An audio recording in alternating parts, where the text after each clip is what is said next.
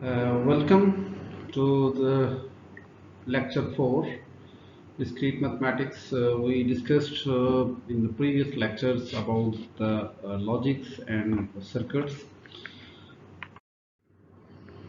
and in this we will discuss about elementary number theory 1 and 2.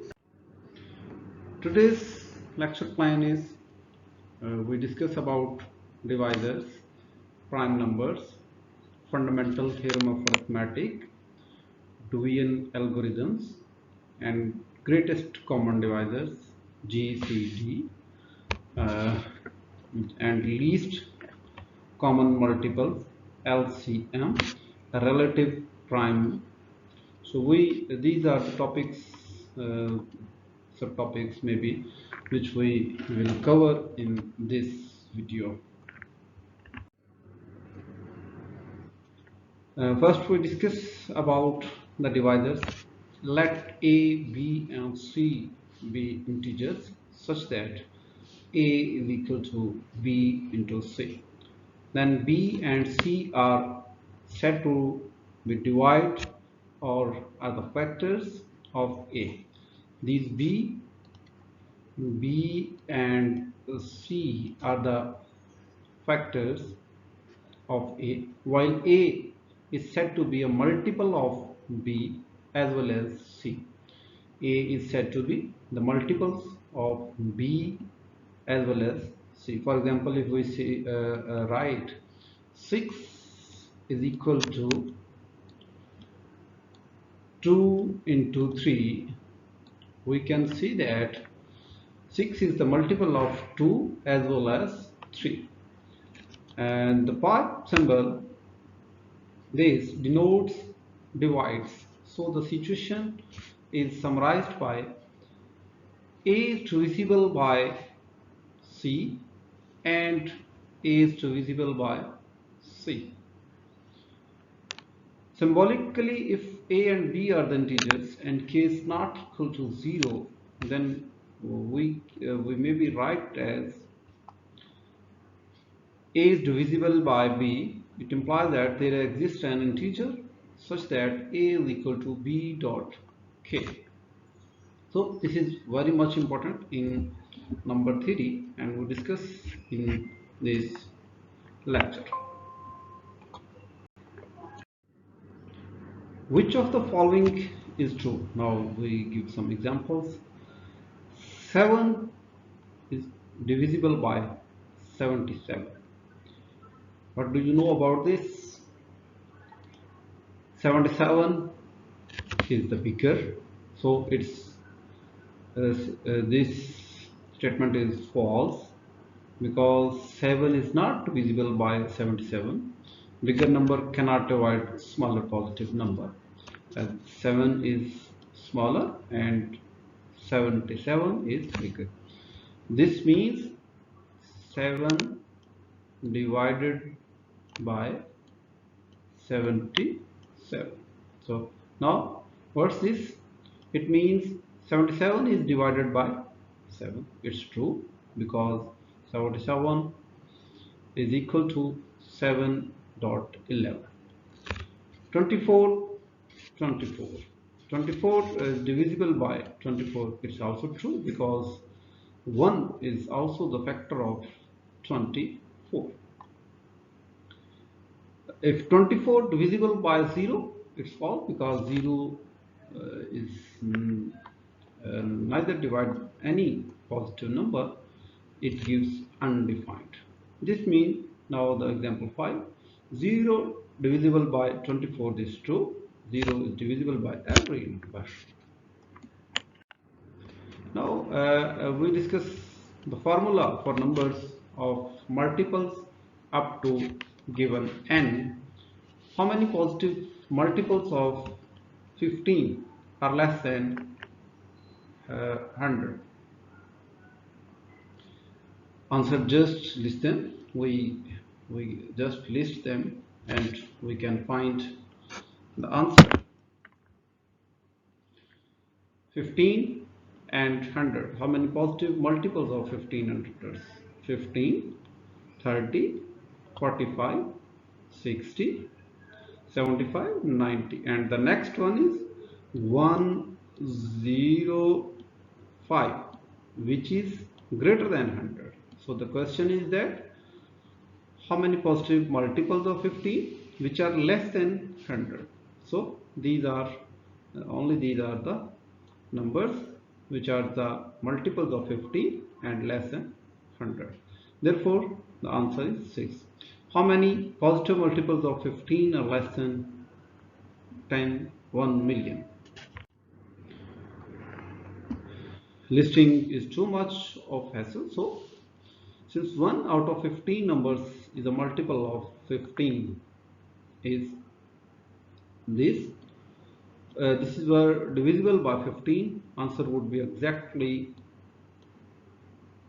However, since 1 million is not divisible by 15, need to round down to be the highest multiple of 15. So less than, which may be less than. So answer is this. So answer is the remainder of this. In general, we can say that the number of d multiples less than n is given by this relation. M belongs to z. Z is the set of integer m divisible by t, and m is less or equal to n. Now we discuss about the divisor theorems.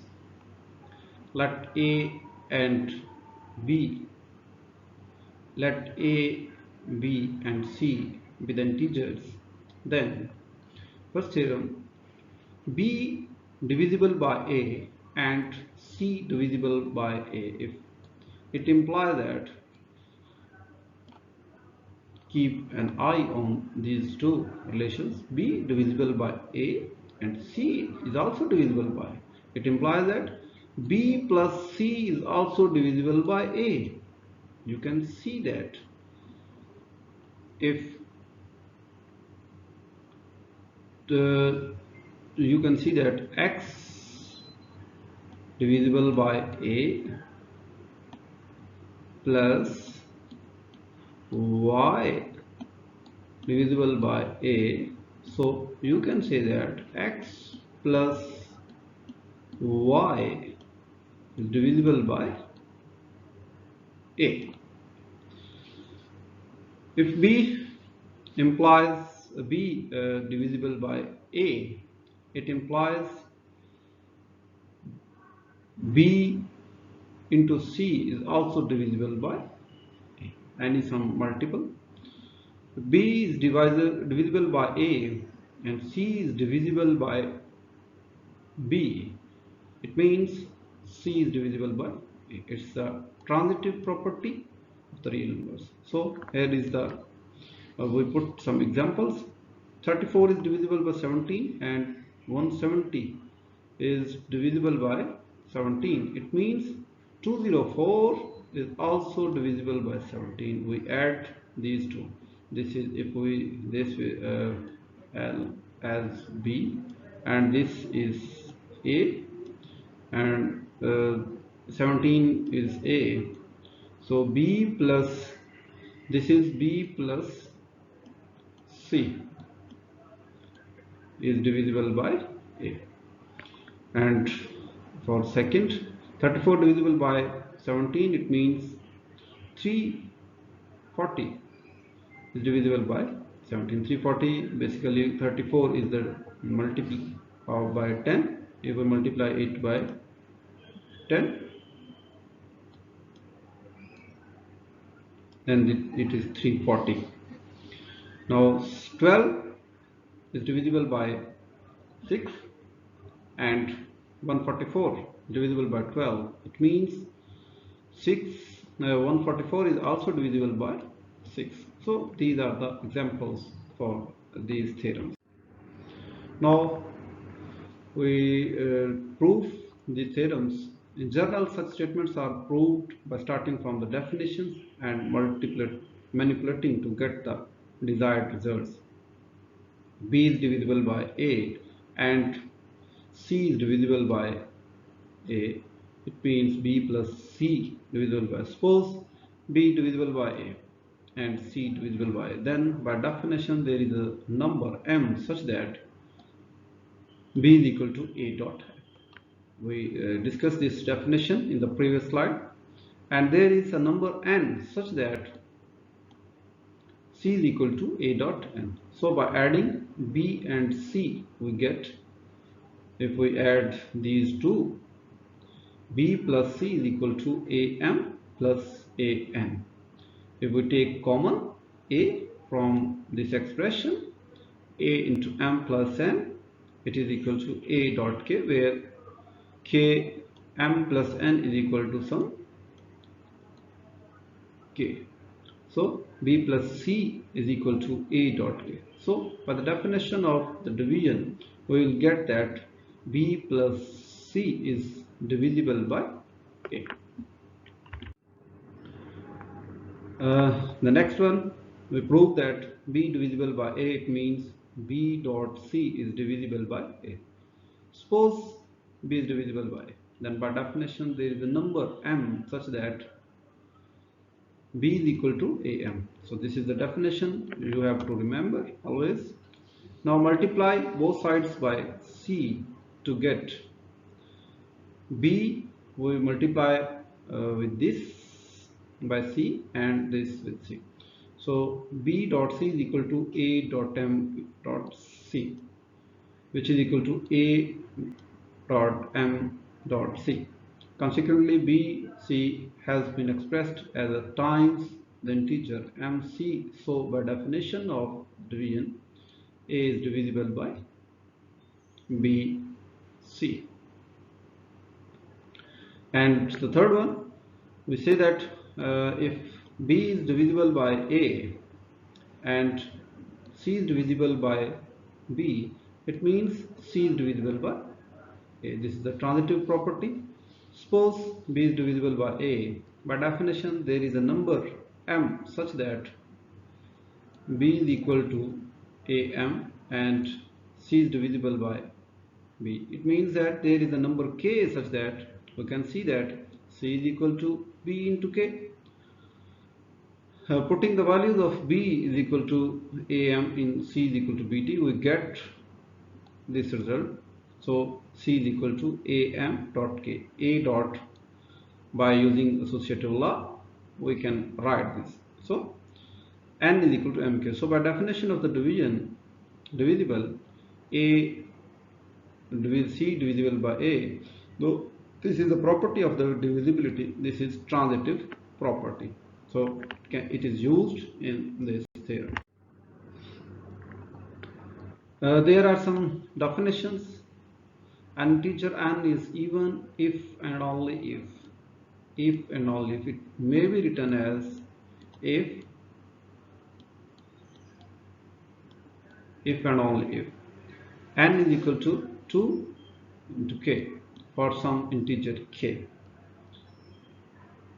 An integer n is odd if and only if n is equal to 2k plus 1 for some integers k. So this is the basic definition of even and odd numbers. We may use in different ways, in different ideas in our daily routine.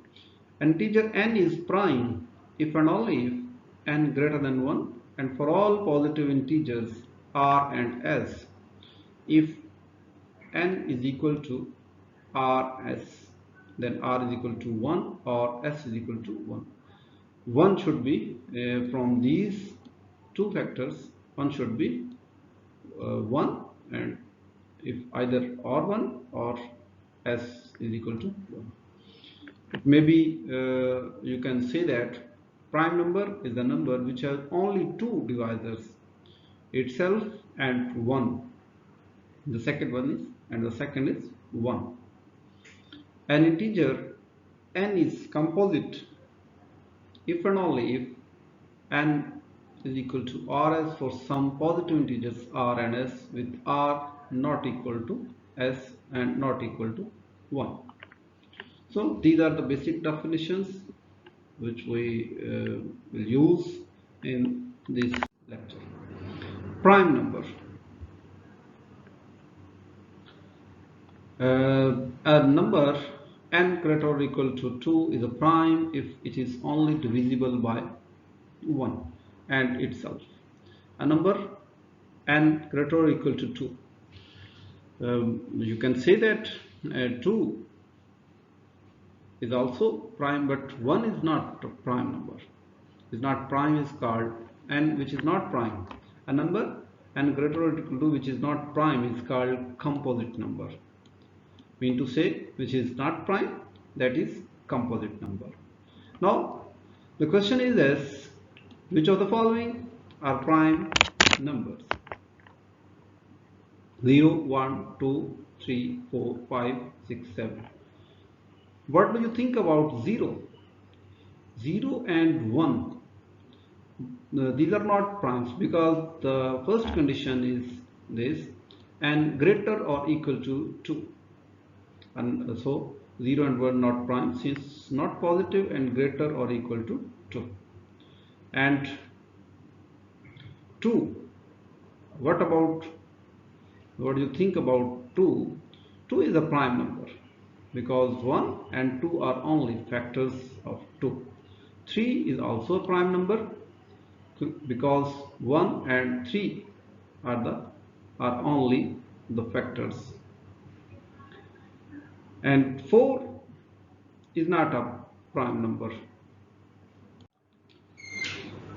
4 is not prime because 4 has divisors 1, 2 and 4 itself. So the number of divisors are 3, so it's not prime. 6 is also not a prime. So 10 is also not a prime. 8 is not prime. 5 is prime number. 5 and 7, these are prime numbers because they have only 2 divisors itself and 1. 9 is equal to 3.3, it's also not prime. So you can understand about the prime numbers from this. Now fundamental theorems, we discuss about the fundamental theorem of arithmetics. Any number n greater or equal to 2 is expressible as a unique product of 1 or more prime numbers. We have to note about this: the prime numbers are considered to be products of 1 prime. We shall need in induction and some more number theory tools to prove this. We give an example: express each of the following number as a product of prime. So we can express 22 as the product of 2 prime numbers, which is 2 and 11. 11 into 2 is 22, and these two numbers are prime numbers. 100, we can express it as a product of primes. 2 to 5 into 5. 12 is also expressed as a product of prime numbers. The prime factorizations of 100, 641, 999 and 1024 is also given by this example. 100, you can write 100 as 2 into 2 into 5 and 5. 641 is equal to 641 into 1. These are only 2 prime numbers. 999, you can write this number as 3 into 3 into 3 into 7. 1024, this may be written as 2 to 1, 2, 3, 4, 5, 6, 7, 8, 9, 10. 2 raised to the power 10. Basically you can write it as 2 into 2. This 2 is a prime number. Here we write an lemma: if n is a composite, then its smallest prime factor is less or equal to n square root. It's too much important. Proof: we have to prove this lemma. Suppose the smallest prime factor is greater than n square root. Then by the fundamental theorem of arithmetic, we can decompose n is equal to p into q into x, where p and q are primes greater than square root n, and x is some integer. Therefore, n greater than square root of n dot x. It may be written as n square root n is n dot x. It implies that n greater than n, which is impossible because n is never greater than n is equal to n.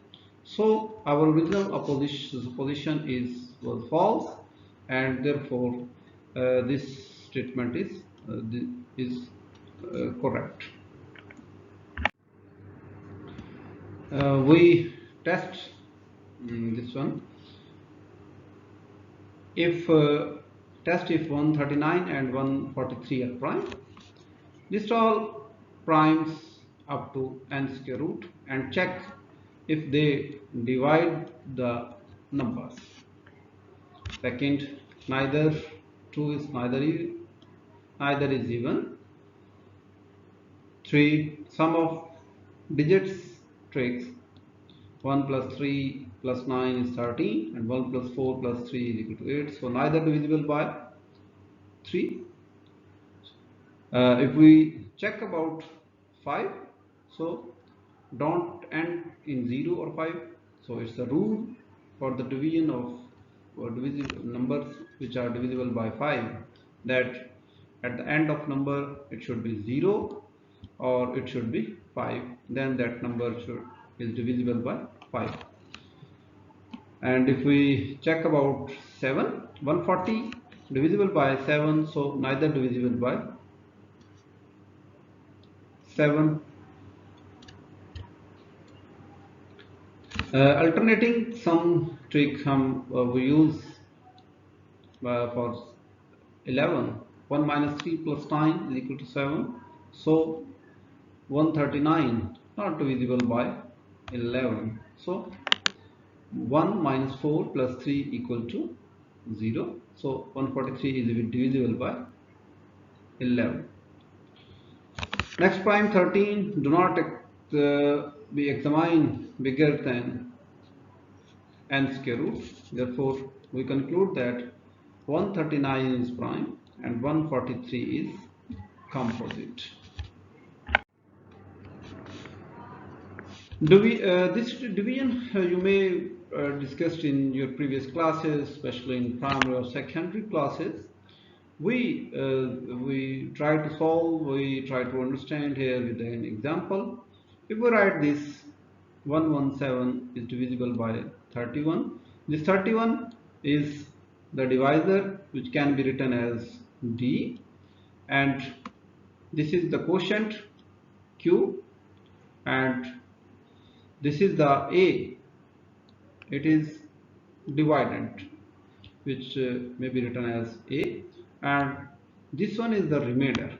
So 117 may be written as 117 is equal to 31 into 3 plus 24.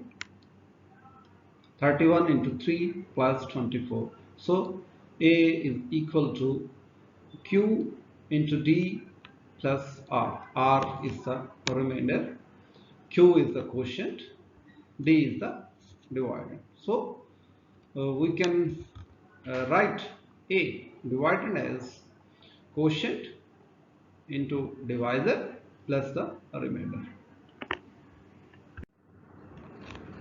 Here is the division algorithm.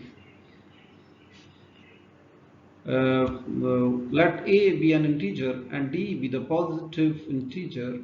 There are unique integers Q with R belongs to 0, 1, 2 up to D minus 1, because D is actual amount.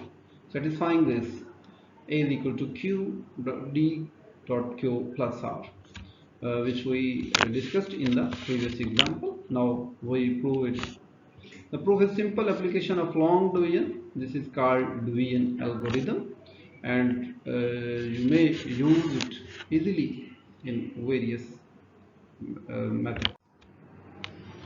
What are the quotient and remainder when minus 11 is divided by 3? So simple. You can try to solve this again as minus 11 is divisible by 3. So if you can use minus 4 if this is minus 12 and the remainder is 1. Hence the quotient when minus 11 is divisible by 3 is minus 4 equal to minus 11 divisible by 3, and the remainder is 1 mod. So we can write 1 is equal to 11 mod 3. Note that the remainder cannot be negative. Consequently, the remainder is not negative 2. So even though, so we have to here negative sign will change to the positive. So the remainder is 1. Note that the integer a is divisible by the integer d if and only if the remainder is 0. Now we discuss about the greatest common divisor, GCD. Let a be with integers not both 0. The greatest common divisor or HCF of a and b or GCD of a b is the biggest number d which divides both a and b. Frequently, we can write GCD of AB is the smallest number which divides any x dividing both A and B.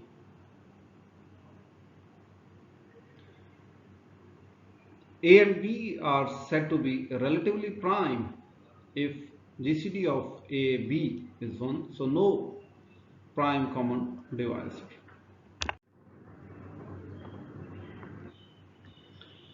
Here are the examples of greatest common divisor. We have to find the GCD of the following is 1177. So the greatest common divisor of 77 and 11 is 11, and the greatest common divisor of 33 and 77 is 11. The greatest common divisor of 24 and 36 is 12, and the greatest common divisor of 24 and 25 is 1. So this is the relative, therefore 24 and 25 are relatively prime. Prime number is relatively prime. The numbers which is not, which it doesn't divide. So here we have the examples of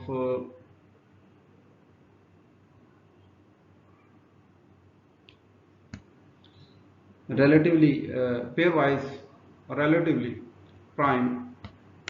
The numbers a, b, c, d are said to be pairwise relatively prime if any two distinct numbers in the list are relatively prime. Now here is the question that find a pairwise relative prime subset of from this set 44, 28, 21, 15, 169, 70. A maximal pairwise relatively prime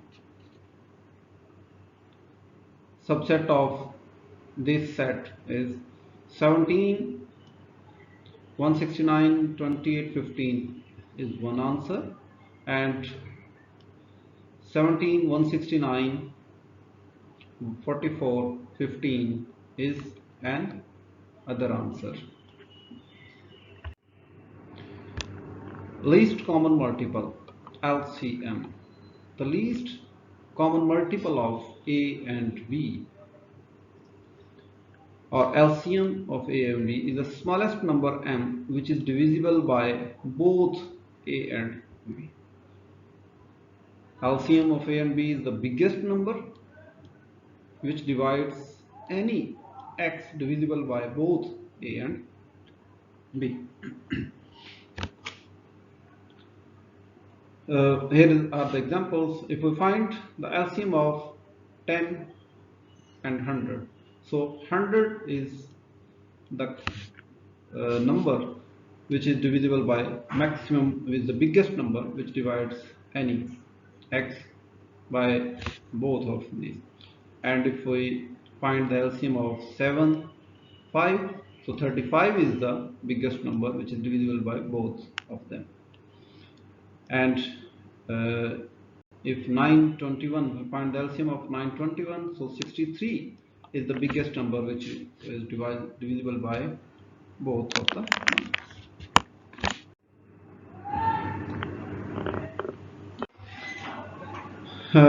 LCM in terms of greatest common divisor GCD. If the LCM of AB is equal to the GCD of AB divisible by AB, let G is equal to GCD of AB and factor of A and B using G. So A is equal to GX, B is equal to GY, where X and Y are relatively prime. Note on this term, X and Y are relatively prime. Therefore, the GCD of AB divisible by A is equal to GX, GY. G is divisible by GX and GY, which is equal to GXY. Notice that A and B both divided by GXY. On the other hand, let M be divisible by both A and B. So G is divisible by M. G is divisible by M is also divisible by both X and Y. So X and Y have no common prime factors. The fundamental theorem of arithmetic implies that G divisible by M must be divisible. If G divisible by M must be divisible by XY, therefore M must be divisible by GXY. This shows that any multiple of A and B is bigger than GXY. So by definition, this is the LCM. For example, LCM of 10, 15 is 30, GCD of 10, 15 is 5. So 5 is divisible by 10 into 15, which is equal to 30. Importance, we discuss about the importance of the number theory. Before the dawn of computers, many viewed number theory as the last version of pure mathematics, which could not be useful and must be enjoyed only for its static beauty. So no longer the case. Number theory is crucial for encryption algorithms of utmost importance to everyone, from Bill Gates to the CIA to Osama bin Laden. Check out the analogies. You can also read the importance of this number theory in Wikipedia. This is the lecture summary of the last 26 slides, which I have discussed: divisors, prime numbers, fundamental theorem of arithmetic, division algorithms, GCD, LCM, least common multiple, and relative primes. And next, we discuss about the elementary number theory second. In this, we will discuss about rational numbers, properties of rational numbers, irrational numbers, absolute values, triangular inequality, floor and ceiling functions. What's the rational numbers? It's very important. Rational number. A real number R is rational if and only if R is equal to B divisible by A for some integers A and B. with b is not equal to 0. You can write uh, a rational number in the form p over q, where q is not equal to 0. Q is not equal to 0. That is not rational. A real number that is not rational, so that's irrational. So the definition of irrational is so much easy, you can say, but the definition of the rational number is much important. The numbers which are written in the form of fraction, you can say that the numbers that can be written in the fraction form, that are rational numbers. And in fraction form, both the numbers which you write in the fraction, a over b, p over q, both should be integers. And you can say that 0 is also integer. So we have to restrict here. So q is not equal to 0, mean the divisor of any number will not be 0. So that, more formally, uh, on we have to restrict both the numbers p and q should be uh, from integer. So if we write, so r is a rational number if and only if there are the integers a and b such that r is equal to b over a over b, and b is not equal to 0. If we write in this way, it means a is divisible by b. If we write in this way, it means b is divisible by a, and the divisor cannot be 0. So here are the questions. Determine whether the following numbers are rational. You can see that 10 by 33 is a quotient of the integer, so 10 by 3 is rational. This is rational. 2 by 0 is not a rational number, because division of by 0 is not allowed.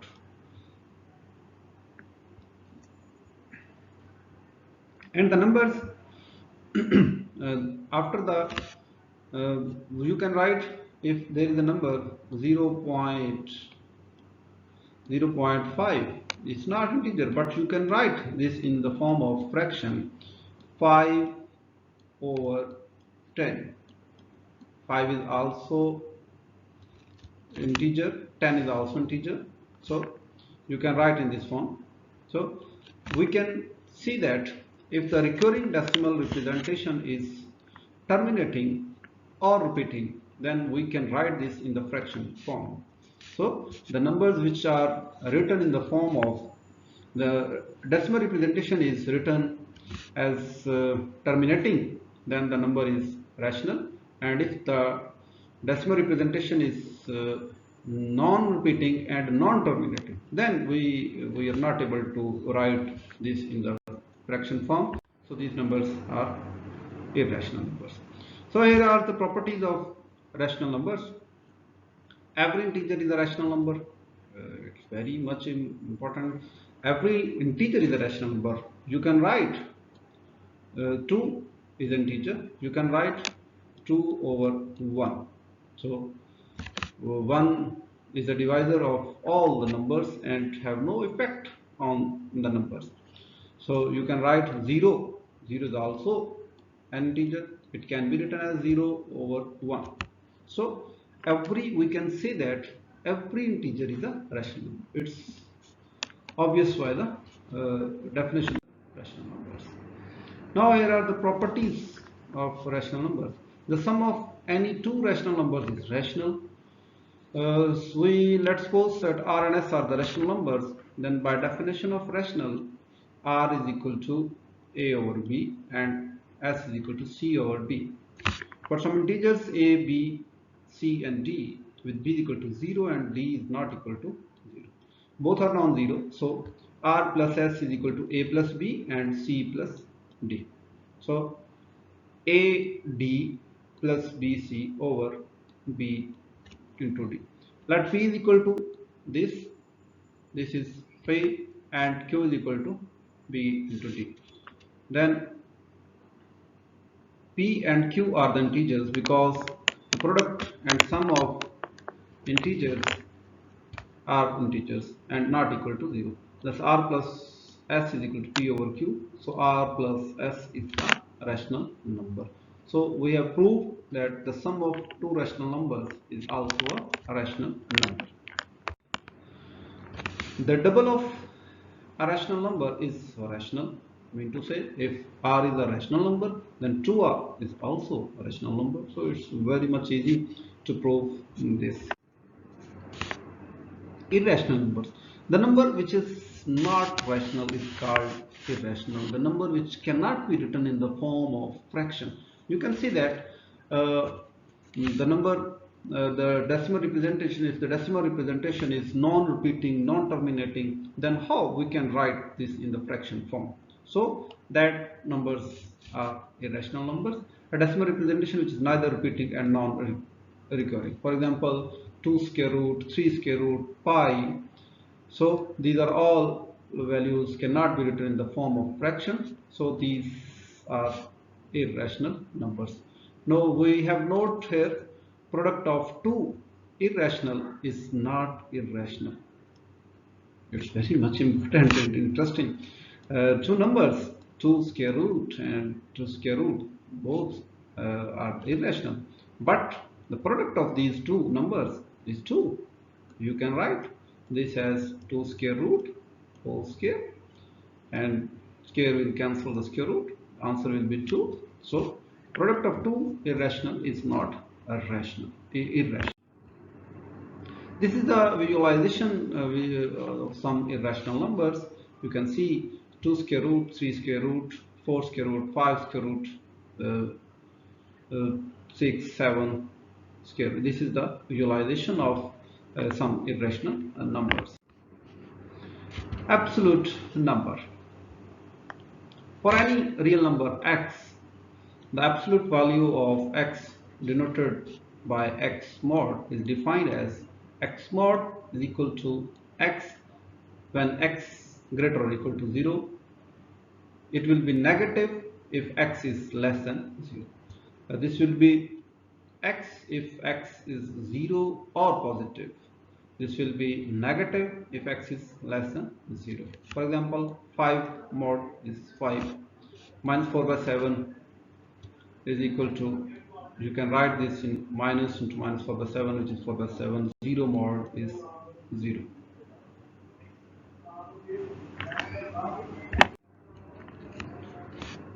As here is the lemma for absolute number.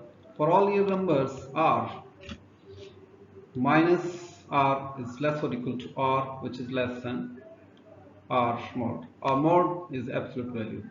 We suppose R is any real number.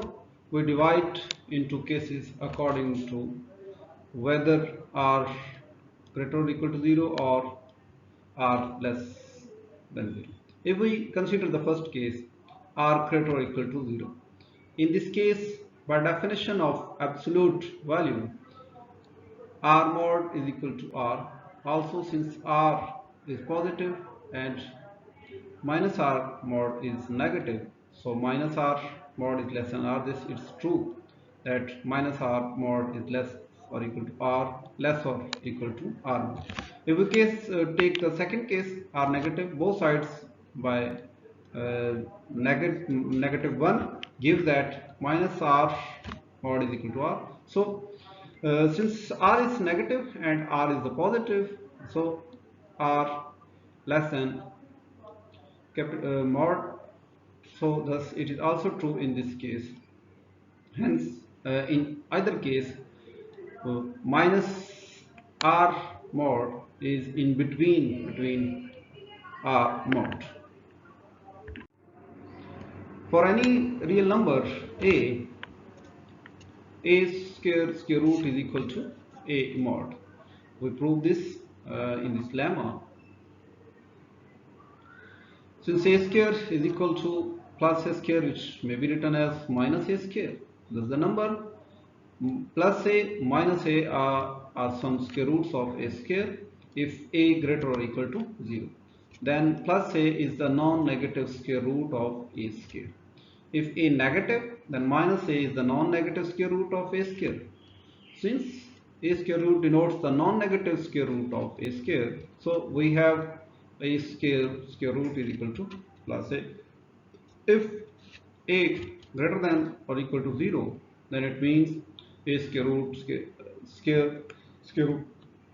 is equal to plus a. If a less than 0, that is a square root is equal to the mod. Here we present the triangular inequality for all real numbers x and y. X plus y less or equal to x mod plus y mod. We prove this. Suppose x and y are any real numbers. Case 1, x plus y greater than or equal to 0. In this case, x plus y is equal to x plus y, and x is less or equal to x mod, and y less or equal to y mod. X plus y is equal to x plus y, so which is less or equal to x mod plus y mod. In case second, if x plus y is negative, in this case x plus y mod is equal to minus into x plus y. We discussed the mod value in the definition of absolute value, and also minus x mod is less than minus x, and minus y mod is less or equal to minus y mod, which is equal to y mod. It follows that x plus y mod is equal to It follows that x plus y is equal to minus x plus minus y, which is less or equal to plus x mod and y mod. Hence, in both cases, x plus y is less or equal to x mod plus y mod. Next, we discussed about the floor and ceiling. So, give an example. Give any real number x. The floor of x denoted by x. These brackets is defined as that unique integer n such that n less or equal to x less than n plus 1. Symbolically, if x is a real number and n is an integer, then you can write x floor of the x as is equal to n if and only if x is in between n and n plus 1. So this is the floor of x. If we define the ceiling, given any real number x, the ceiling of x denoted by x is defined as follows: the unique number n such that n minus 1 is less than x, and which is less or equal to n. So symbolically, it is a real number and n is an integer. So this is n is the ceiling of x.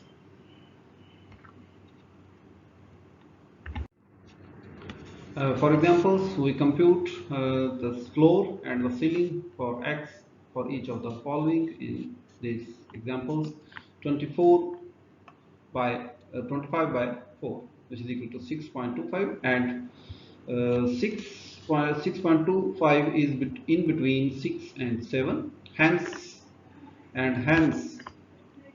25 by 4 is equal to 6, and it is the floor of this, and ceiling of 25 by 4 is equal to 7.